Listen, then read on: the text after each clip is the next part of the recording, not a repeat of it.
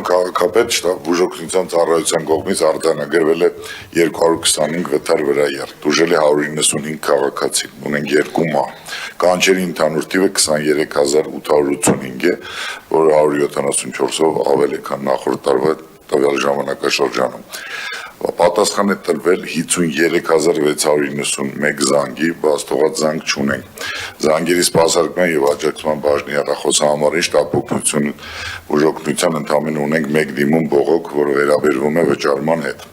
Բայց եւս մեկ անգամ տեղեկացնում եմ, որ շտաբ բուժօգնություն ՊԲ ընկերությունում պետպատվերի շրջանակներից դուրս սպասարկվող կանչերի վճարումները կատարվում են բացառապես